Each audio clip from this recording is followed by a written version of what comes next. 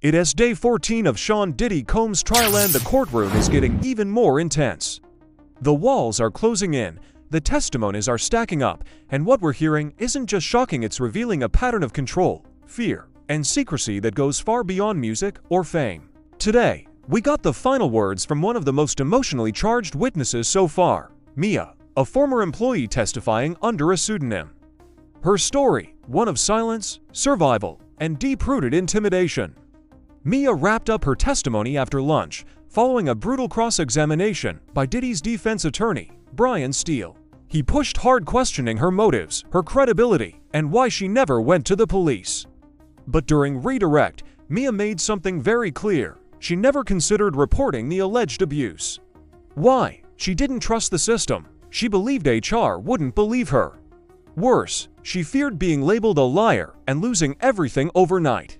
"Human resources only punished me unjustly," she said. That's not just a statement, it's a warning about how power silences those who speak up. And it wasn't just silence born out of fear. Mia described what it was like working for Diddy, how promoting his brand on social media wasn't optional. It was part of the job. If she didn't post happy birthday messages, if she missed a promotion, there were consequences. Screaming matches, public humiliation, threats to her job security. This wasn't just corporate pressure, it was personal, aggressive, and designed to keep her in line. She also revealed something chilling. When she tried to leave, she was told to come back. By Diddy's chief of staff, no discussion, just an order. And she obeyed, not because she wanted to, but because she felt trapped. She believed that leaving would mean losing her career entirely, not just in entertainment, but anywhere. She feared being blacklisted, discredited, or worse, physically unsafe.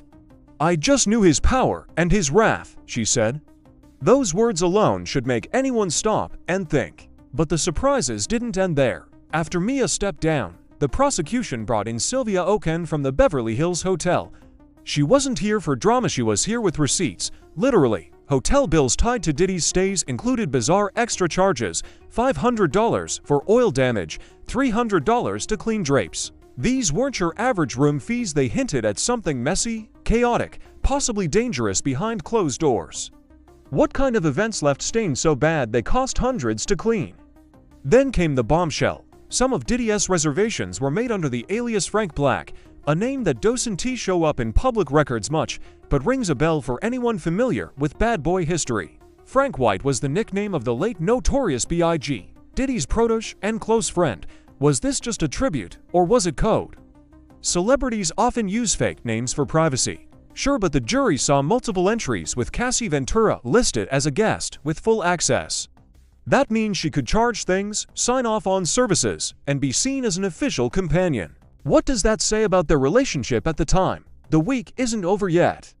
Tomorrow, Eddie Garcia from the Intercontinental Hotel is set to take the stand. Prosecutors expect his testimony to last about 90 minutes, so he might have a lot to share. Then, Frank Piazza, Derek Ferguson, and Brianna Bongolan are all expected to follow. And perhaps most anticipated, Jane, another accuser testifying under a pseudonym, could be on the stand as early as Wednesday afternoon. This trial isn't just about one person's story. It's about patterns, it's about power. And it's about how people in the spotlight can manipulate, intimidate, and erase voices that challenge them. So what happens next? With new witnesses lining up and more secrets coming to light, we may finally start seeing the full picture of what really happened behind the scenes of one of hip-hop's most powerful figures. One thing's for sure, the story isn't over. And you won't want to miss what comes next.